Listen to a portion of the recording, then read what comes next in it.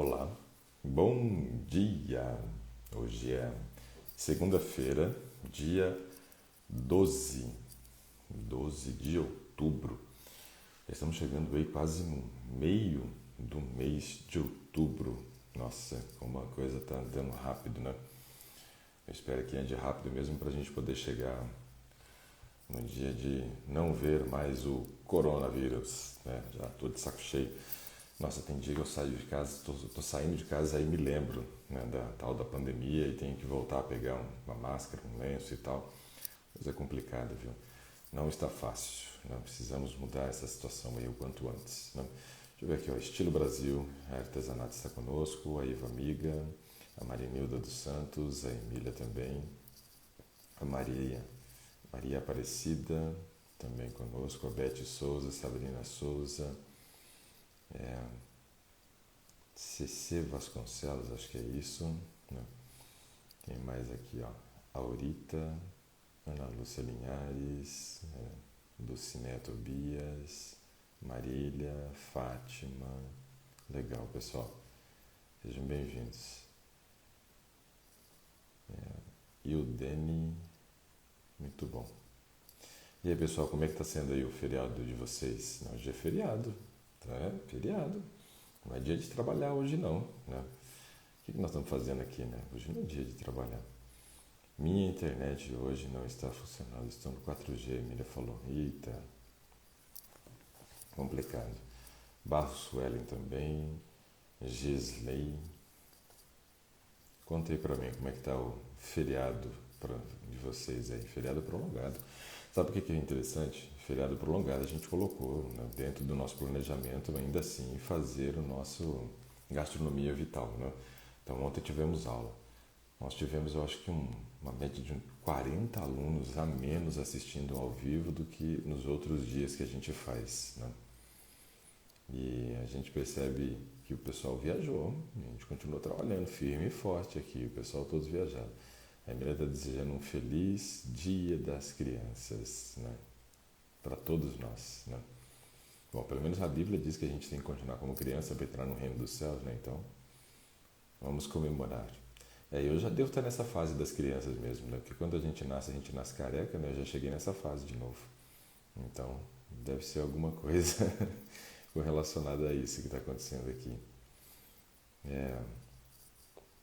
Maca peruana, não sei para que serve, né? Não sei se é assim que escreve, né? Para que serve também? A Marília pergunta. Marília, muitas mulheres têm usado maca peruana, principalmente para a questão de regularização de ciclo menstrual, né? Questões até um pouco de libido sexual, algumas mulheres têm utilizado com essas finalidades, né? A maca peruana. Pode utilizar, não tem nenhum problema, né? Fazer o uso dela. Cris Prudência também aqui conosco, Licineire. Muito bom, pessoal. Ana Lúcia diz que o bisneto dela está com a glicose muito alta. Fala sobre alimentação para ele. Criança, bisneto, eu vou entender que ainda é bem pequenininho. Qual que é a idade dele, Ana Lúcia? Fala aí para nós. Nossa, a Sabrina disse que está trabalhando, não está tendo nada de feriado lá para ela, não. A Emília disse que gostou da aula de ontem, lá do gastronomia. Foi legal, né, Emília? Muito bom. Vamos ver aqui, ó. A Aurita está pedalando na bicicleta ergométrica. Oh, coisa boa. Ó, a Maria Aparecida também está trabalhando, ó, tá na costura, viu só? É feriado só para alguns, né? As praias de Santa Catarina estão lotadas, a Cris Prudêncio fala. O povo esquece que estamos lutando contra o corona. Pois é, a gente ainda está tendo uma média aí de mais ou menos 600 mortos ao dia, né, na doença. Tem coisa que é meio incompreensível. Ó, tá. Agora a Ana Lúcia colocou aqui, ó, que o neto tem 10 anos. Ok. Então, Ana Lúcia, com 10 anos, aí já vale investigar, né, se ele não está desenvolvendo um diabetes tipo 1. Né? O que é o diabetes tipo 1? nós temos esses dois tipos de diabetes, o tipo 1 e o tipo 2. Antigamente era chamado de diabetes do adulto, o tipo 2, e o tipo 1 era chamado de diabetes infantil juvenil. Hoje, a gente sabe que as divisões mudaram para tipo 1, tipo 2 e você tem ainda o diabetes gestacional depois, né? Que as mulheres podem ser acometidas aí nesse período da gestação por todas as mudanças hormonais que ocorrem. Mas uma coisa que é importante a gente levar em consideração é o seguinte: o diabetes tipo 1, eles dizem não ter uma causa específica, mas é importante a gente analisar que diabetes tipo 1 ele pode ter uma relação direta com a questão do leite de vaca. Então, leitinho de vaca não, né? Leitinho de vaca deixa para o bezerro. Por quê? Tem a caseína, que é uma proteína presente no leite de vaca. É uma proteína gigantesca, 200 mil Daltons é o peso dela. É como se ela fosse um trem quando comparado ao tamanho das outras proteínas, que é o tamanho de um caminhão. Só para a gente fazer um comparativo. Então, assim, é interessante a gente observar esse detalhe, é muito grande essa proteína. Isso gera processos alérgicos no nosso intestino. E aí nós começamos a criar anticorpos contra caseína. Que louco, né?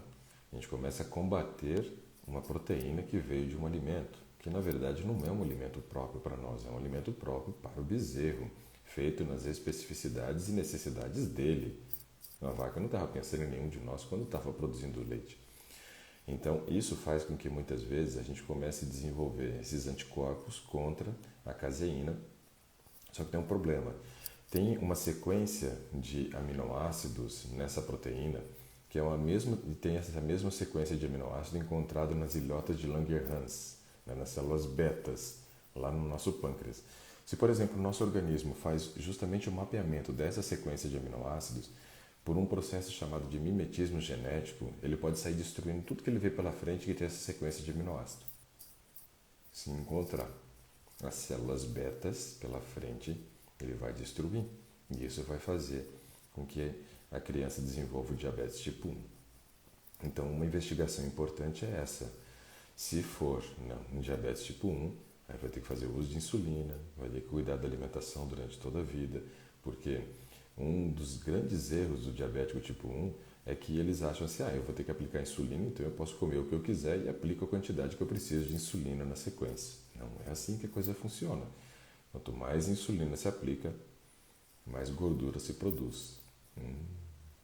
E aí o que a gente encontra é muito diabético tipo 1 que está com um percentual de gordura muito elevado. Só que a gordura gera resistência insulínica, ou seja, dificulta o trabalho da insulina. Aí vai ter que aplicar mais insulina. E começa a virar uma bola de neve esse aspecto. Então isso é importante considerar. Agora, Nálice, a gente tem visto muitas crianças que na idade que tem o seu bisneto já está desenvolvendo diabetes tipo 2. Então tem que investigar qual seria o motivo, qual é a causa. Porque o diabetes tipo 2 aí já tem a ver com o quê? Com sedentarismo, tem a ver com noites mal dormidas, com nível de estresse elevado, mas principalmente com o peso. Então, tem que observar esses detalhes. Em cima disso que a gente conseguiria dar orientações mais específicas, né? Mas a alimentação de uma criança de 10 anos é a mesma alimentação de um adulto, pensando em ter saúde. Precisa ser bem distribuídos os alimentos durante o dia, sempre considerando a necessidade de carboidrato, proteína e gordura, priorizar carboidrato de baixo índice glicêmico, ou seja, um carboidrato rico em fibra. Essa criança deve fazer de jejum, almoço e jantar, mas com 10 anos às vezes é necessário fazer uma quarta refeição, porque o estômago é pequeno e a necessidade calórica é bem maior do que de um adulto. Se for o caso, inclui-se ali uma quarta refeição para essa criança, geralmente na parte da tarde. Não, geralmente na parte da tarde. Mas priorizar a qualidade, Ana Lúcia, é muito importante. Muito importante. A Alcilene está desejando bom dia para todos. Também, Marília, pode ajudar nessa questão. Como a Marília está perguntando da maca peruana aqui, ó. Pode ajudar sim na questão dos calores da menopausa, porque ela é justamente para tentar regular ciclo, né, de produção de hormônio. Então pode utilizar a maca sim. Contraindicação não tem, né?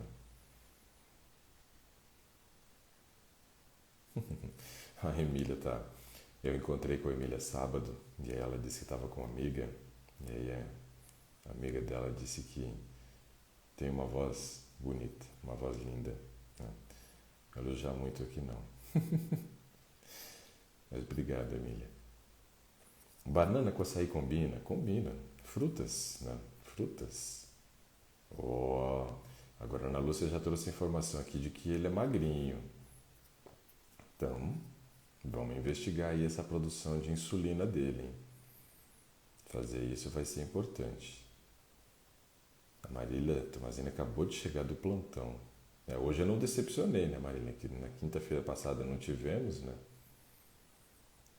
A Docineia Tobias diz que a aula de ontem do gastronomia foi maravilhosa.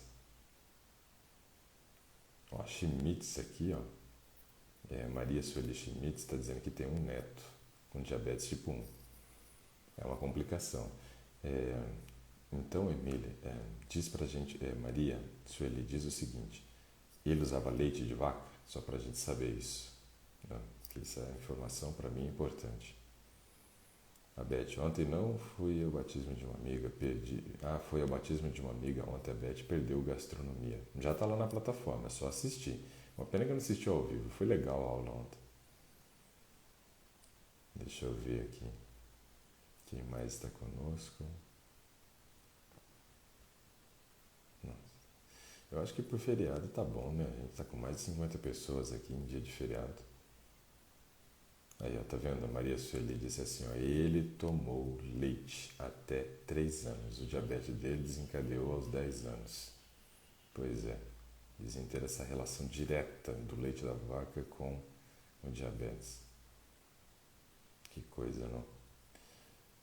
Minha amiga está com muita dor na perna, inchada e sente uma quentura também. O que pode ser? Nesse caso tem que avaliar ver se não é flebite, né? Diz ela que a dor inicia-se desde cima, aí parte da virilha e vai descendo para a perna toda. Pois é. Não é minha área, né, Maria Silva, mas eu investigaria ver se não tem aí um problema de flebite, que é problema no sistema circulatório, mas começa na virilha, tem que ver se é alguma coisa com o nervo ciático também. Mas não é minha área, difícil, aí eu vou ficar dando palpite aqui. Eu gosto de falar as coisas, mas na certeza, não palpite. O que é bom para endometriose? A Loira Lu pergunta. Essa pergunta aqui é interessante, porque assim, a minha esposa teve endometriose e sofreu muito com endometriose. Foram anos, né, com esse sofrimento. Endometriose é um processo inflamatório de uma das paredes ali, uma das camadas do útero. Né? E a endometriose seria a camada mais interna, a camada profunda. Porém, essa camada ela se exterioriza para fora do útero. E aí você começa a ter processos de aderência, coisa complica bastante. Mas veja, esse processo de endometriose é um processo inflamatório. Então é muito importante cuidar da questão, né, do peso. Estar acima do peso piora bastante os processos de endometriose, porque aí você começa a ter um acúmulo de gordura e gordura gera mais inflamação. Mas olhando a foto, não dá a impressão de que você esteja acima do peso. Na verdade, está bem pequenininha a foto aqui para mim, mas não parece. Aí tem também outros aspectos que precisamos considerar, que é a questão da alimentação. Tem determinados alimentos que pioram os processos inflamatórios. E o principal alimento que gera inflamação no nosso organismo é o consumo do ômega 6, né, numa relação inadequada com o ômega 3. Isso é muito importante. Então, veja, nós precisamos considerar essa questão aqui. Ó. Quando a gente faz, por exemplo, o consumo de um óleo de soja, um óleo de girassol, canola, esses óleos vegetais comumente utilizados, principalmente para uso culinário, eles são óleos que são ricos em ômega 6. O ômega 6 ele é importante para nós, só que ele é importante estando numa correlação ideal entre ômega 6 e ômega 3. Isso quer dizer o seguinte, se eu tiver muito ômega 6 e pouco ômega 3, aí a coisa vai complicar. Tá? A Gica está falando que o áudio está baixo. Será que é porque meu microfone aqui está baixo? Vamos ver se melhora aí para vocês. Então, É muito importante a gente observar esse detalhe. O ômega 3, a gente encontra ele onde? A linhaça tem ômega 3, a chia tem ômega 3, algas têm ômega 3 e alguns peixes também podem ter ômega 3. Podem ter, por quê? Porque não é uma certeza que vai ter. O ômega 3 é uma gordura e gordura ela oxida na presença da luz. E aí os peixes, a gente sabe que eles são, né, colocados refrigerados nos locais de venda. Eles não são congelados, então você tem aquela luz que fica ali por cima. E isso faz com que ainda continue sofrendo processos de oxidação a gordura. Eu vou perdendo ômega 3. Então muitas vezes eu como um peixe que era para ter ômega 3, porém não tem ômega 3. E acabamos no Brasil ingerindo uma dose de ômega 6 muito elevada. Comemos muitos óleos vegetais, né? Muitos alimentos que contêm esses óleos que são ricos em ômega 6, por exemplo, que são os alimentos industrializados, as frituras, né? E também, né, os produtos aí de origem animal. Então, isso tudo é importante ser observado. E isso piora demais, mas muito mesmo, os problemas de endometriose na mulher. Então, fuja dos óleos vegetais. Essa daí é uma regra para quem quer dar uma melhorada na questão da endometriose. Outra coisa, fuja também dos estimulantes. Estimulante também piora bastante os processos inflamatórios do nosso organismo. Então, cafeína, teína, teobromina são terríveis. O café, o chá mate, o chá verde, chá preto, chá branco, chá vermelho, amarelo, que são chás feitos da Camellia sinensis, né? O chimarrão, o tereré, refrigerantes à base de cola e guaraná, né? Também os energéticos, né? E o chocolate. Pois é, chocolate. Chocolate piora bastante. Então esses aspectos são importantes. Cuidar do horário de sono é algo muito importante para quem tem endometriose. Cuidar da parte emocional também e fazer atividade física são coisas fundamentais, né, para melhorar desse aspecto da endometriose. Precisa de tudo isso, né? A Rosângela disse que achava que não teria hoje o Today porque é feriado, né? E a gente trabalhou muito esses dias, né? Porque realmente a gente está correndo aí com gastronomia 2.0, né? E aí ela fala que Deus deu muita saúde para nós, né? Todos da equipe, acredito, para que a gente possa continuar fazendo esse trabalho, né? E estamos aí, firme e forte, 7 da manhã, feriadão, é assim mesmo. Então, a Ana Lúcia disse que o bisneto ele usa leite de vaca, questão do diabetes tipo 1, tá vendo? Pode ser, olha aí. Tem que analisar essas coisas. Ó. O exame do líquido do esposo dela deu 11 células. O que pode ser isso? Ixi, Vanessa, essa não é minha área. Aí complica. Aí vai ser palpite, hein? Então, eu não vou palpitar não, Vanessa, nesse aspecto. Para eu não me complicar, não vou palpitar. O pessoal está falando que o som está baixo. Que coisa, já aumentei. Vamos ver se agora ficou bom, né? A Marília diz assim, ó. O inhame, doutor, é muito calórico? Não. Faço iogurte com ele e consumo diariamente. Vamos pensar uma coisa aqui, ó. Quando a gente faz o uso do iogurte normal, o iogurte normal ele é feito de leite de vaca. E a gente olhando para o leite de vaca, o que a gente olha e encontra de bom? Né? Porque tem coisas boas, mas tem muita sujeira no leite de vaca, por isso a gente não recomenda o uso. Tem caseína, tem lactose, tem os seus problemas. Mas quando a gente olha para o leite, a gente pensa assim, bom, leite de vaca, fonte de proteína, contém cálcio, apesar de não ter um bom aproveitamento do cálcio, tem cálcio, mas é fonte de proteína. Quando a gente faz um iogurte agora de inhame, não tem proteína, é fonte de carboidrato. Então a gente só precisa observar esse detalhe, Marília. Nós estamos trocando, entre aspas, né, um iogurte rico em proteína por um iogurte rico em carboidrato. E no Brasil nós temos comumente um erro crasso que a gente comete, que é comer muito carboidrato. Isso não só no Brasil, nos outros países também. Mas aqui nós temos abundância de fontes de carboidrato. Bom, se você olha, por exemplo, para a Europa, a fonte básica de carboidrato deles é a batata. Então eles comem muita batata. Aqui nós temos não só uma, algumas variedades de batata. Por exemplo, quando você olha para o México, a fonte básica de carboidrato deles vai ser o milho. Aqui nós temos também o milho, né? Temos o milho. Aí quando você olha para os países da África, vão ser as raízes tipo mandioca, nós temos também. Então veja que esses outros países, eles têm mais que uma fonte exclusiva. Nós não, nós temos os cereais, né, que tem os carboidratos, então a gente tem bastante trigo que é consumido aqui. Né? Basicamente, dentro dos cereais é o trigo e o arroz, né, que se consome no Brasil. Mas ainda temos variedades de batata, temos variedades de raízes. Poxa, então aí a coisa aqui dá uma complicada. E o inhame é uma dessas fontes de carboidrato. Então a gente só precisa cuidar, Marília, para a gente não ter excesso de consumo de carboidrato nessa refeição. Se eu comer inhame e frutas, ok, talvez até passe. Mas se eu for comer, por exemplo, um iogurte de inhame com frutas e depois comer mais uma fatia de pão, ou um cuscuz, ou uma tapioca, aí vai sobrar carboidrato. E aí a coisa complica bastante. Então é importante observar esse detalhe. Faz toda a diferença. Né? Toda a diferença. Mais gente falando que o áudio está baixo. Só se eu gritar, mas se eu começar a gritar aqui, eu vou acordar todo mundo da casa.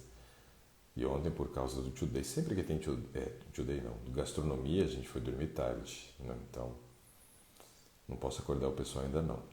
A Aurita diz assim, ó, tomo levedura seca com suco de laranja durante toda a minha juventude. Até agora, índices em jejum. Deve ser com relação à glicose, né? Levedura é legal, levedura é muito bom. Rico em fibra lá, levedura também. Muito bacana. A Loira Lu diz, sou muito magra. Então, pela foto eu acertei, né? Tive que tirar um pedaço do meu intestino delgado. Sou super saudável. Tirei glúten e lactose. O glúten também, né? O glúten não é para todo mundo que gera esse processo inflamatório, mas algumas pessoas têm uma sensibilidade aí maior ao glúten.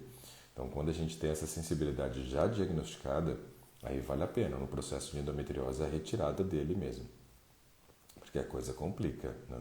E ela também diz já não fazer o uso da lactose. Então veja, já não tem alimentos que gerariam processos alérgicos e também processos de intolerância, porque lactose é açúcar, então fala-se intolerância. Glúten é proteína, fala-se alergia. Então a gente tem alergia ao glúten e intolerância à lactose. E o glúten realmente, para algumas pessoas, ele tem essa questão de piora, né, dos processos da endometriose, como de qualquer outro problema inflamatório que a gente tenha no organismo. Então, para quem, por exemplo, tem rinite, para quem tem bursite, o glúten pode piorar se ele for uma pessoa alérgica ao glúten. Então, realmente é uma atitude interessante para quem tem alergia. Então, aí fica a pergunta agora, se der tempo você responde aí para mim. Se você tem alergia ao glúten diagnosticada, se fez o teste alérgico, se fez um teste genético, alguma coisa desse tipo. Aí fica interessante a gente saber para poder promover a retirada. Mas como você já disse que teve aí que tirar um pedaço do intestino delgado, né? O intestino delgado é onde ocorre todo o processo da digestão do alimento e também a absorção de praticamente 100% dos nutrientes. A não ser vitamina K, que é absorvida no intestino grosso e tal, mas a maioria dos nutrientes são digeridos e absorvidos no intestino delgado. E aí você fala que é muito magra. E tem que se observar também se essa parte do seu intestino que não foi retirada não é uma parte que compromete a absorção de algumas vitaminas e minerais. Talvez, né, seja necessário fazer a reposição dessas vitaminas na via sublingual, as que são possíveis, ou então na via intramuscular ou ainda endovenosa, né? Fazer uma infusão direto na veia para você não ter carência nutricional, né, por conta dessa cirurgia intestinal. A Sabrina Souza diz assim, bom dia, doutor Ricardo, tudo bem? O senhor não é só nutricionista, é clínico geral também. Percebeu que atende todos os casos e responde todas as perguntas? Não, todas não, né? Mas a maioria.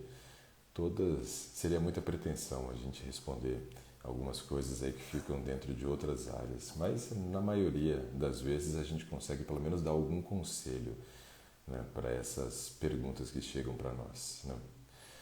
A Ivone, ela pergunta se farinha de arroz é bom para fazer receita. Sim, Ivone, farinha de arroz é muito legal para fazer receita. A gente só precisa lembrar o seguinte: se a gente faz a troca do glúten, né, da farinha que contém glúten no caso, que seria de trigo, pela farinha de arroz, nós estamos trabalhando agora com uma farinha que é gluten free, ou seja, não contém glúten. O glúten, quando a gente pensa na produção ou de qualquer, né, alimento, porque pode ser bolo, pode ser pão, pode ser torta, né, pode ser pizza e tal, que contenha o glúten, né? Então, dentro dessa parte de confeitarias, farináceos e tal, a gente espera que o glúten faça isso daqui, ó. Imagine ele criando uma rede aqui, essa rede com alguns poucos espaços, né, dentre elas, e aí isso vai prender o CO2, ó. Prender o CO2, a massa começa a crescer. O processo de levedação da massa, né, onde o fermento está agindo, produz CO2, e esse CO2 fica preso nessa rede de glúten. Então a gente pode sim utilizar a farinha de arroz como substituto, é uma ótima opção. Porém, não vamos esperar a mesma aparência de qualquer produto que a gente faça que tenha processo de levedação da massa. Não vai crescer tanto quanto. Não vai crescer tanto quanto. Então é importante observar esse detalhe. Ah, tá. Então agora entendi, Aurita. Ela diz que faz o uso da levedura seca junto com suco de laranja em jejum, se há algum problema. De maneira nenhuma. Pode utilizar. Tá baixo mesmo o som, a Ivone falou. Meu Deus, aqui tá no limite já. Então deixa eu só fazer uma coisa, que eu vou tirar o fone e colocar novamente, ver se de repente ele conecta. Vai que não está funcionando, né? Não, mas fez barulho quando eu tirei. Me deem um feedback aí quando vocês puderem, se está funcionando o som, tá? Vamos ver o que mais que temos aqui. Ó, tem ômega 3 na linha ácido, doutor? Sim, tem, Ivone. O ômega 3 diferente do peixe, né, com menor quantidade aí de EPA e DHA, que é o ácido eicosapentanoico e dexahexanoico, porém, tem sim. Tem sim. Né, o ômega 3 na linhaça e também tem na chia. A Lisa diz assim, ó, comecei a tomar chá de mulungu, mas pesquisei no Google e diz que hipertenso não pode tomar. Na indicação da embalagem não fala disso. O que o senhor acha? Eu não vejo problema no chá de mulungu para quem tem hipertensão, não. Agora, uma coisa que a gente tem que observar, Liz, é o seguinte. Quem tem hipertensão vai ter aumentos pressóricos geralmente no meio da madrugada. Esse é um fato que geralmente acontece. Quem tem hipertensão deve fazer um exame que a gente chama mapa de pressão ou mapa pressórico. Você vai ficar lá com um holter ligado a você durante 24 horas, né? E ele vai fazendo a medição da sua pressão o tempo inteiro. E nesse caso você vai ter um panorama, um histórico de quais são os momentos do dia que você mais tem alteração da pressão. E aí a gente acaba percebendo que a maioria das pessoas tem as suas maiores ou piores alterações da pressão no horário da madrugada. Isso é comum acontecer. Um dos fatores que muitas vezes leva a essa alteração da pressão são as modulações que estão acontecendo de hormônio no nosso organismo, aonde na madrugada a gente já começa a ter um pico, um aumento pequeno, mas considerável de cortisol. E isso gera o aumento da pressão. Então as pessoas que têm hipertensão, nesse período da madrugada, se expõem muito mais a um risco de um infarto e um AVC. É um risco. O chá de mulungu ele tem o papel de ajudar a pessoa a dormir melhor e um dos aspectos importantes para evitar esses picos pressóricos, né, durante a madrugada é justamente a qualidade do nosso sono. Então eu não vejo uma contraindicação do uso do chá de mulungu para quem tem hipertensão. Na verdade eu vejo uma indicação dele para quem tem hipertensão, para dormir melhor, porque quem dorme melhor controla melhor a pressão. Vamos ver o que mais que a gente tem aqui. Ó. Bom dia, doutor. Gostaria de saber se existe remédio para pressão sem lactose. Eu acredito que tenha sim, mas porque a lactose ela é utilizada como um veículo, né? Um veículo para poder ajudar a você formar o comprimido. Mas eles têm com certeza no mercado algum medicamento que não utiliza a lactose como veículo, provavelmente use a farinha, né? Nesse caso, farinha é muito utilizada como veículo também. A gente chama isso de QSP, que é quantidade suficiente para. Então, para você poder fazer um comprimido, você tem um princípio ativo que está dentro do comprimido e tem esses outros componentes que entram, né, para poder completar o espaço, digamos assim, né, para ter a formação do comprimido. Então, isso daí é importante. Pessoal, olha a notícia aqui, ó. O Gilmar disse que já colocou o post, né, dos 100 encontros, né, do Today. Eu vou escrever embaixo lá no post onde ele já colocou quais são as regrinhas, né, para vocês poderem concorrer àquela consulta de 2 horas que eu vou estar presenteando um de vocês que participa aqui conosco do Today. O que vai ser necessário, né, para você concorrer, né, a essa consulta? Vai ser o seguinte, ó.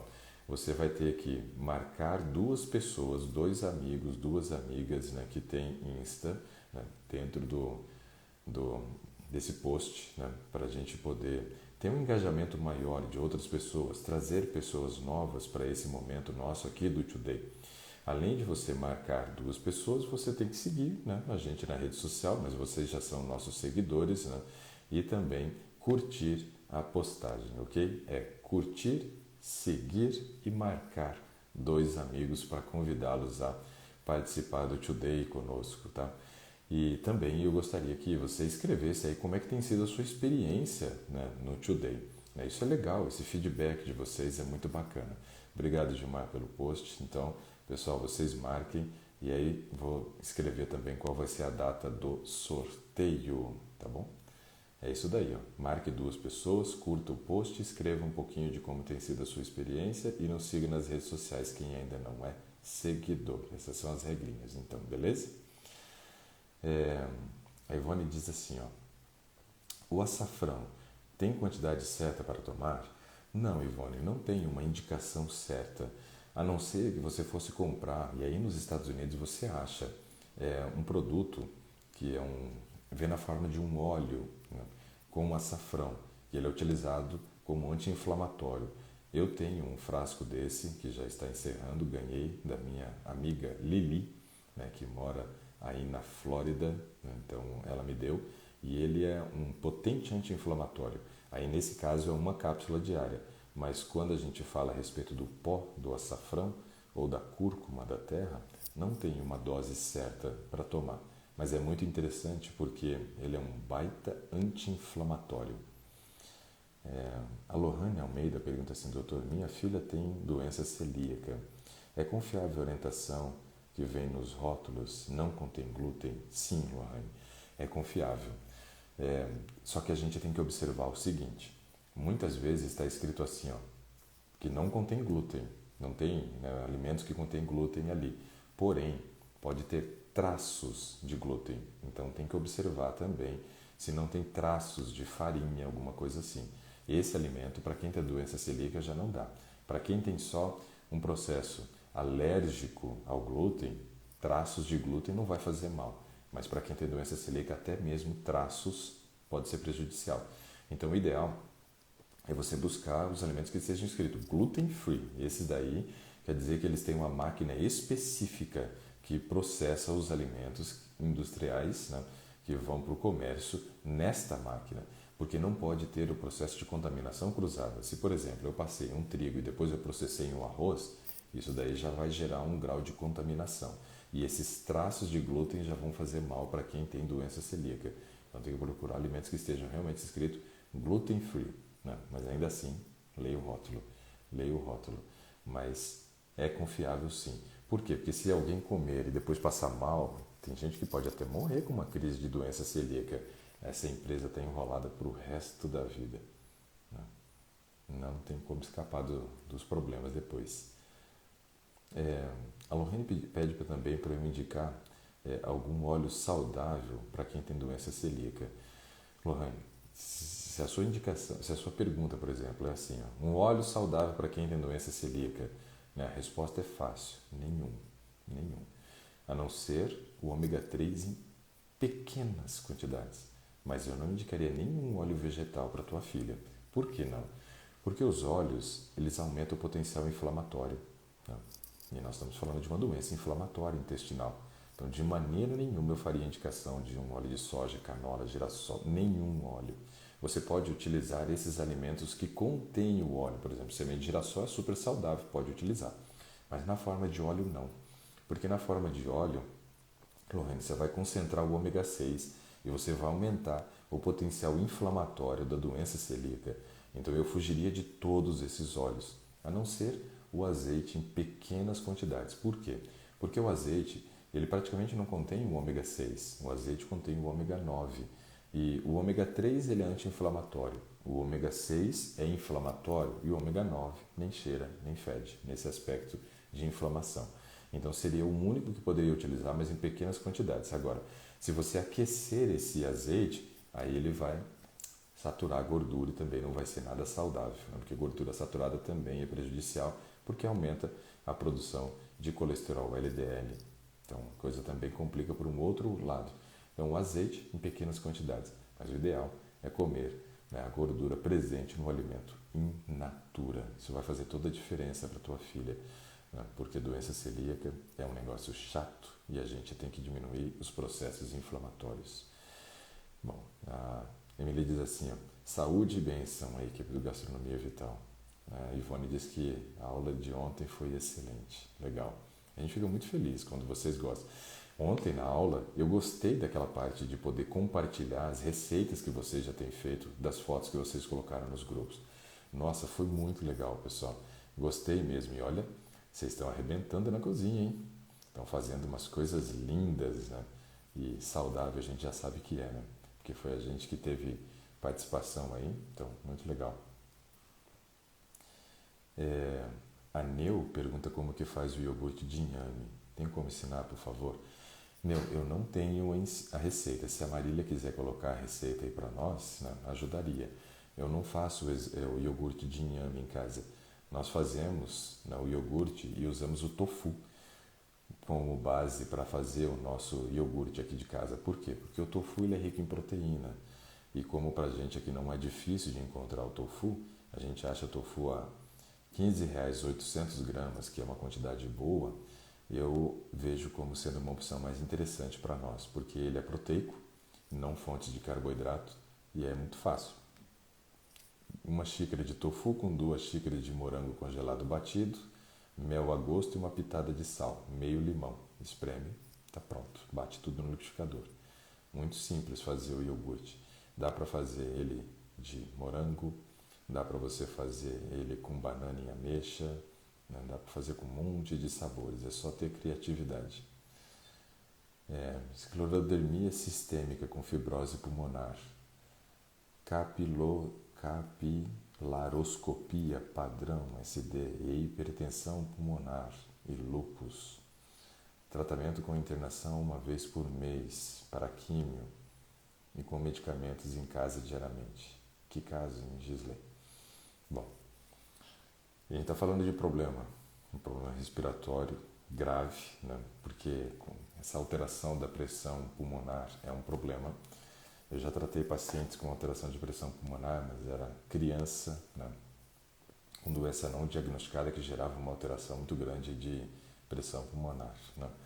Então, alguns aspectos precisam ser observados. Bom, tem problema respiratório, tem que observar muito a questão do transporte de oxigênio, porque já tem dificuldade do oxigênio entrar.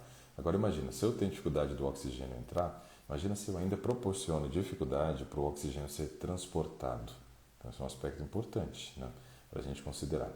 Então, é muito importante observar nível de ferro, nível de ácido fólico, né, nível de vitamina B12, porque esses 3 estão diretamente envolvidos com a produção de células responsáveis pelo transporte do oxigênio.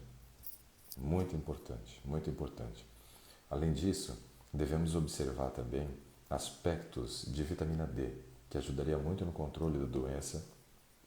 Então, não só da questão da hipertensão pulmonar alterada, mas também para evitar processos de formação de fibrose E ainda pensando no lúpus, que aí sim temos uma outra doença grave que pode afetar a parte pulmonar e geralmente afeta mais parte renal, né? Então, vitamina D, também muito importante nesse aspecto. O controle do horário de sono é fundamental para conseguir fazer o controle da pressão pulmonar, porque quando estamos mal emocionalmente, não dormimos direito, estamos passando por problemas emocionais, isso tende a aumentar o nível de cortisol, que gera um aumento da pressão sanguínea, inclusive também sobre a pressão pulmonar, que é a da pequena circulação, né? Onde a gente tem a saída ali do sangue do lado do ventrículo direito para o pulmão, para que o sangue possa ser oxigenado e volte para o átrio esquerdo, onde vai ter a contração do ventrículo esquerdo saindo pela artéria aorta depois. Então essa pequena circulação é uma circulação muito importante, porque é ali que ocorre todo o processo de oxigenação pulmonar, né? Então, se você tiver problema com a alteração dessa pressão, você já não vai ter uma boa oxigenação. Se você tiver problema com relação ao transporte do oxigênio, a coisa tende a piorar bastante. Então tem que focar nessa questão de vitamina D, ferro, ácido fólico e vitamina B12, né, com relação ao padrão de alimentação. Mas tentar trabalhar um bom estilo de vida, com a prática de atividade física bem leve, porque provavelmente tem uma incapacidade, né, pulmonar estabelecida por conta da fibrose, mas o mínimo de exercício que puder fazer ajuda. Ter boa noite de sono, fundamental. Fazer uma boa gestão emocional, super importante. E a gente sabe que gestão emocional passa pelo trânsito intestinal. Então aí tem que investigar também a questão do funcionamento intestinal, focando no consumo de muita fibra, comer no máximo 3 vezes ao dia, fazer o consumo de bastante líquido, para isso poder ajudar no processo de hidratação da fibra solúvel, intestino funcional, que é algo fundamental no processo, reposição de lactobacilos, eu faria indicação também. Então, seria mais ou menos essas indicações com relação à parte de estilo de vida e alimentação. Mas seria interessante poder conhecer um pouco melhor o caso, né, para a gente ver no que mais a gente pode ajudar. Mas pelo menos essas indicações são fundamentais, né? Mas a alteração de pressão sanguínea da pequena circulação é um problema complicado. Depois que parei de usar tudo de origem animal, sumiu todas as alergias e dores no corpo. Pois é. As alergias porque os alimentos de origem animal, principalmente o leite e os seus derivados, contêm a caseína, que tem um potencial alergênico altíssimo, né?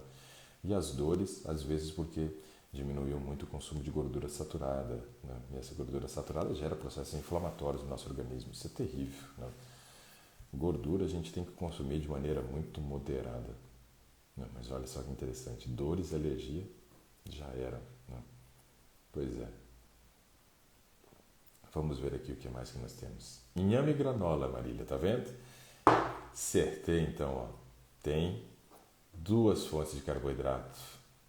Por isso que eu sugiro fazer o iogurte de tofu, porque aí é proteína e eu vou poder comer com granola numa boa. Aí você está somando fontes de carboidrato. Ó, o Gilmar disse que o som estava normal lá. A Iva Amiga disse que estava normal e a Kátia disse que está baixo mesmo. Pessoal, aumenta o volume de vocês aí, hein? Porque não dá para gritar mais do que isso não. E de manhã a voz ainda está normal. Porque esse daqui era o meu normal. O negócio de falar tanto está me deixando com a voz mais aguda do que o normal. Esse aqui é o meu normal. Minha filha, até uma vez eu dei uma bronca nela, que ela aprontou uma aqui e ela começou a chorar. E aí eu falei, ó, nem bati em você, por que você está chorando? Aí ela disse assim, papai, eu tenho medo da sua voz. Eu falei, vixe, então tem que mudar. Aí a gente está trabalhando de outro jeito para não assustar as meninas aqui. Uma vez participando de um período de acampamento no Carnaval, aqui em Brasília, nós tivemos uma peça de teatro que foi apresentada. E dentro dessa peça de teatro eu era um soldado romano, aonde eu judiava de um mártir, eu batia nele com chicote e tal, e falava palavras ofensivas, né? E eu encarnei o personagem, e aí eu falava, você e tal, assim, né? No dia seguinte, as crianças, quando me viam, saíam correndo e gritando, né? Desesperado. E teve pais lá que no dia seguinte eram meus amigos e falaram assim, rapaz, ontem você botou medo nas crianças, meu filho até chorou naquela hora da peça lá, com medo, né? Agarrado em mim. Eu falei, eita, então realmente assustei as crianças por causa da voz. Então eu não posso gritar. Imagina eu começar a gritar aqui com essa voz nessa hora. Aí a coisa complica, né? A Loira Lu disse que fez, eu acho que acredito que fez os exames lá para ver se não tem deficiência de vitaminas, né? Agora fiquei meio perdido aqui. O que mais que nós temos aqui? Que horas são, hein, pessoal? Escreve para mim que horas são, que eu estou perdido. Esqueci de pegar relógio hoje. Agora que eu estou reparando aqui, ó. Qual o azeite melhor para usar diariamente, né? Quando a gente vai comprar azeite, Ardeliares, a gente tem que observar o seguinte. Você tem que observar a questão do pH, é importante, né? Então tem que ser um azeite com pH mais baixo aí, 0,3, 0,5 de acidez aí nessa questão do pH, é ótimo esse valor. Além disso, a gente tem que observar uma coisa que para mim hoje é a coisa mais importante na hora da compra de um azeite, que é o seguinte: vire o rótulo, leia onde ele foi produzido e onde ele foi envasado. Porque muitas vezes a gente compra um azeite italiano, um azeite espanhol, um azeite grego, um azeite chileno, só que ele foi envasado no Brasil. Aí esquece, minha filha. Cai fora, porque esse não vale nada. O azeite ele precisa ser produzido e envasado fora do país. Aí você tem que comprar um azeite que foi importado por. Só que tem que estar escrito só importado. Não pode estar escrito assim, ó, importado e envasado. Não. Ou envasado e importado. Não, esquece. Se for envasado no Brasil, cai na legislação brasileira. Eles vão colocar 18% de azeite, o restante de óleo de soja, e vão vender como azeite. Então é um problemaço isso, viu? Então cuidado. Na hora de comprar um azeite, compre um azeite que foi envasado fora do país. Envasado fora do país. Isso é muito importante. Qual foi a segunda pergunta não respondida hoje, Emília? Fiquei perdido aqui, hein? Eu estou passando aqui, de repente passou alguma e eu estou tentando responder na sequência. A Ivone pergunta assim: a tâmara substitui bem o açúcar em bolo? Excelente! Só vai ter um problema, usar a tâmara no seu bolo. Seu bolo vai ficar caro. Seu bolo vai ficar caro. Ó, o pessoal está falando que o som agora tá ótimo. Fala que eu sou muito educado e falo baixinho. Não posso assustar não, né? Pode assustar o povo não. Qual a quantidade de amendoim que podemos comer diariamente? Boa pergunta, Ivone. Boa pergunta. Por quê? O amendoim ele é uma ótima fonte de proteína, tem um óleo de boa qualidade também, mas é calórico. Então a gente não pode exagerar, não pode exagerar. Então a melhor medida é que na hora da refeição que você vai comer um amendoim, a medida é a sua mão. Ó, coloca a mão dentro do pote, pega o amendoim e traz. A quantidade de amendoim que veio na tua mão é uma ótima medida da quantidade de amendoim que você deve comer naquela refeição. Só que, ó, mão entrou, fechou, saiu. Não é mão entrou, passou igual uma pá escavadeira dentro do pote e saiu. Não. Então, ó, é aquilo que cabe na sua mão. A medida da sua mão é uma ótima medida, né, para você poder mensurar quanto de amendoim você deve consumir naquela refeição. E lembrando que o amendoim não é indicado para o período da noite. Então, se você fosse comer amendoim na hora do almoço e também pela manhã, seria essa a medida. Mais do que isso, começa a ser exagero. Como substituir os ovos por purê de maçã num bolo e o bolo não murchar? Usei farinha de amêndoas. Ok. Vocês viram que eu fiz um post aí colocando a recomendação da Sociedade Brasileira de Vegetarianismo, né?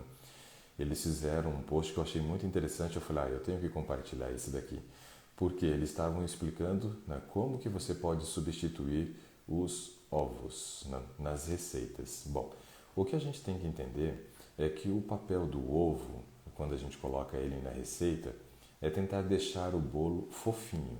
Não é o bolo não murchar. Não é o bolo não murchar. O que não deixa o bolo murchar é justamente as redes de glúten. Então, quando você usa farinha de trigo, você tem glúten. E é isso que faz o bolo não murchar. Agora, o bolo Muitas vezes ele murcha quando a gente faz, né, um bolo com farinha de arroz, por exemplo. E aí ele não vai crescer tanto quanto mesmo utilizando o fermento químico, porque não vai ficar preso o CO2 ali dentro. E aí, no caso, não vai ter, né, essa possibilidade do bolo ficar tão fofinho. A farinha de amêndoas, ela substitui muito bem também o próprio ovo, porque ela já contém a gordura. E é a gordura que ajuda nesse processo de deixar o bolo mais fofinho, macio, né? O purê de maçã, ele deixa a massa mais aerada, por isso que ele entra como um substituto do ovo nesse processo aí também, tá? Mas o que não deixa o bolo murchar é justamente a presença do glúten. E o ovo ajudaria o bolo a ficar mais fofinho. E aqui em casa, os bolos ficam bem fofinhos, sem o uso de ovos. A Emília é prova. Ela pode escrever aí para nós, ela já comeu o bolo aqui, que o bolo fica bem fofinho e não vai nenhum tipo de gordura animal. O José Geraldo pergunta assim: sobre a vitamina B12, tem tantas no mercado, qual seria a mais indicada? A de vegetais, tem alguma mais indicada? Na verdade, assim, ó, toda a vitamina B12 ela é de vegetal, porque é retirada, né? Não é de vegetal, mas é de micro-organismo, né? Micro-organismo que se retira. São bactérias, né? São bactérias. E essas bactérias, elas são encontradas em grande quantidade no solo, nas raízes das plantas. Então é de lá que é extraído, né, as bactérias presentes nos rizóbios, e aí elas são cultivadas dentro de laboratório para poder fazer a extração da vitamina B12. Toda a vitamina B12 ela é boa em termos de qualidade. Por quê? Porque a vitamina B12 não tem como ser fabricado ali de maneira sintética, que eles vão colocar no produto. Não, ela é extraída, né, dessas bactérias. Então, não vejo muito problema com relação à qualidade. Porém, as concentrações, as quantidades, isso sim. Mas busque sempre marcas idôneas, né? Marcas que você sabe que não estão respondendo processos judiciais, marcas que não são novas no mercado. Marcas novas, eu sei que elas precisam se consolidar e só vão se consolidar conforme a gente vá comprando, né? Mas deixa elas ganharem um pouquinho de corpo primeiro, né? A farinha de grão de bico ajuda para anemia? Olha, o grão de bico tem ferro, Maria Silva, Silva, mas não é tão concentrado assim para eu indicá-lo como uma fonte de ferro para correção de anemia. Não indicaria para esse propósito. Farinha de grão de bico é excelente. Ela é proteica, rica em fibra, baixo índice glicêmico dos alimentos que você vai estar comendo junto. Por quê? Por causa da fibra. Porém, tem ferro, mas não uma quantidade suficiente para a gente indicar como sendo uma ótima fonte para correção de anemia. Não, vegetais verdes escuros, semente de gergelim e girassol, associado à vitamina C, ainda são as melhores opções. Passo óleo de linhaça para uma senhora de 86 anos em cápsula. Ok, óleo de linhaça em cápsula não tem problema, ele é rico em ômega 3, ajuda para o funcionamento cerebral, sem problema nenhum. Deixa eu ver aqui. Doutor, me fale sobre fadiga muscular. Ao fazer musculação ou subir escada, sinto muito cansaço nos músculos. Como saber se falta algum nutriente? Aí, Yara, você vai ter que fazer o seguinte. Você vai ter que fazer exames para poder descobrir se tem uma relação nessa fadiga muscular com falta de nutrientes. E quais seriam os nutrientes que gerariam fadiga muscular? Bom, você tem que fazer primeiro o hemograma completo para saber se você tem anemia ou não e se tem, qual é a causa dessa anemia. Então, faz ácido fólico, faz ferro sérico, faz ferritina, faz vitamina B12.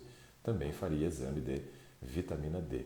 Então, esses exames para a gente poder saber se tem anemia e, de repente, descobrir a causa dessa fadiga. Se tudo isso der normal, de repente, é falta de condicionamento físico, que conforme você vai fazendo e vencendo as barreiras, você vai melhorando. A Fátima disse que acordou atrasado. Fátima, não acordou atrasado, hoje é feriado.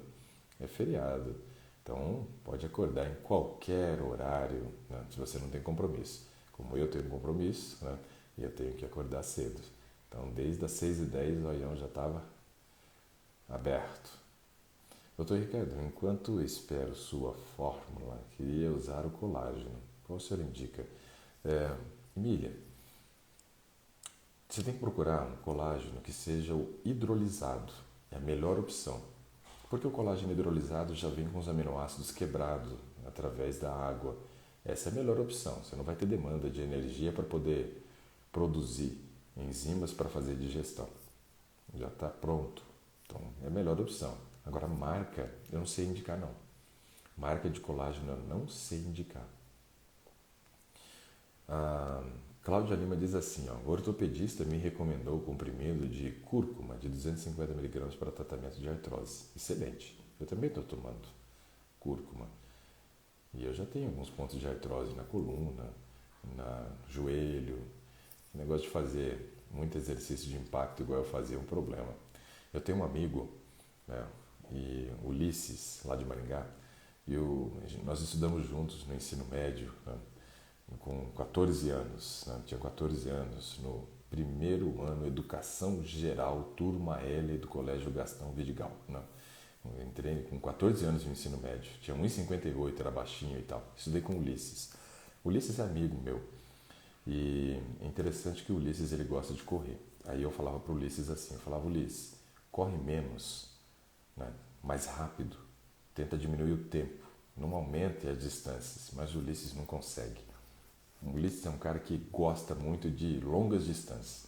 Então ele começou a correr 10, 15, correu acho que uma meia maratona de 21. Não me lembro se o Ulisses correu uma maratona de 42, mas até 21 ele foi. E eu achava aquilo um exagero, sempre falando para ele. E depois ele começou a pedalar. Aí, em vez de ele pedalar pouco também, faz pedal de mais de 100 km. Então eu falo para ele assim, ó, cuida, Ulisses, porque você está sobrecarregando, né? Muito excesso de exercício físico, tempo de impacto, muita resistência, isso gera artrose. E eu não sei se o Ulisses está bem não, mas tinha uma época ele estava reclamando de dor no joelho, né? Por isso que eu acho que ele começou a pedalar e parou de correr. Mas aí vai pedalar mais de 100 também, então assim, ó, as atividades físicas elas são muito bons para quem tem artrose, muito boa, né?